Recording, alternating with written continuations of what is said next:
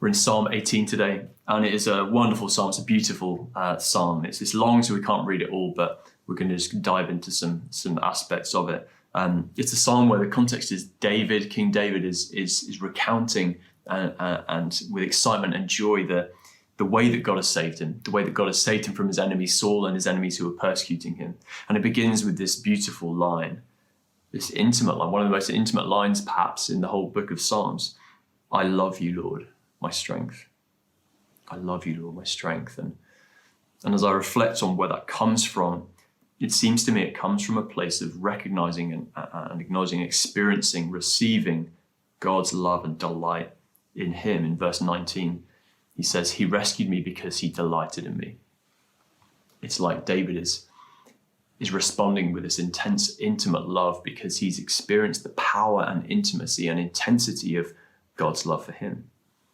And he's seen it in the way that God has rescued him, that he rescued me because he delighted in me. And that's what David is explaining this whole first half of the psalm, recounting with joy and in this vivid description, almost a cinematic description of the way he imagines God to have come down and saved him in his situation, his place of despair and anguish. It's like he's overexcited as he builds up in verses 1-3 to share the ways that that God has saved him, what it almost would have looked like to see all that was happening in the Spirit. So he begins with this vivid description of all that he was going through. The cords of death, verse 4, entangled me. The torrents of destruction overwhelmed me. The cords of the grave coiled around me. The snares of death confronted me. But in my distress, I called to the Lord. I cried to the Lord for help. And then we see how the God of the universe responds. And it's like he tears the fabric of creation to come down and show his power and put everything right. But then when we come to verse 16, it's like he very gently comes and scoops David up out of those deep waters and places him in this safe and spacious place. The almighty, powerful God of the universe came and almost rent creation, if you like, to save this one individual who he delighted in and who he treats so tenderly.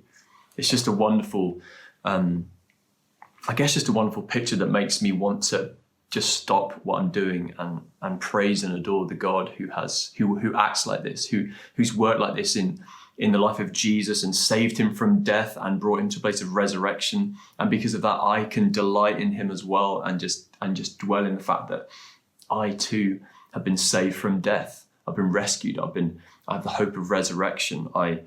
God has acted like this in my story as well. He's saved me. He's come down to save me from all the things that the sin and death and brokenness of my life and brought me into a spacious place. So I want to just spend some time adoring. I love you, Lord, my strength.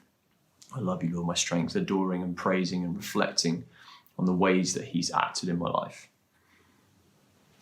A couple of other things I also want to pray in response to the psalm. There was a look at verses 25-29. It's almost like David is then reflecting on what's happened and the kind of life that he wants to live as a result, and uses these words: faithful, blameless, pure. I'm looking at verses 25-29, humble. These are the qualities that God is seeking in those who will follow after him, who will recognize all that God has done and who he is, that his way is perfect, his word is flawless. And these are the qualities he seeks out of those who he has saved and wants to demonstrate to the world what it means to follow the God who saves, the God who loves us intensely. And so I want to reflect a bit on that. How does my life match up with those characteristics? And the last thing I want to pray about is there are these repeated images of the incredible power, the strength that we have in God. Very simply, just the confidence that we can draw from knowing that this God is by our side, this God who breaks into the creation to come and save us and put things right. He is by our side. There is these amazing verses like 29, with your help I can advance against a troop. With my God I can scale a wall, verse 32. It's God who arms me with strength. He makes my feet like the feet of a deer. These incredible images of just the confidence we can have knowing that he's by our side. And it makes me want to just pray, thinking about today, what are the areas of my life where I really just need his confidence? I need to be reminded that I have every reason to be confident because the God who saves, the God who is nothing is too hard for, is right by my side. So a chance to just pray a bit into the day, what you need confidence and strength for. So God bless, and give it a read and enjoy praying.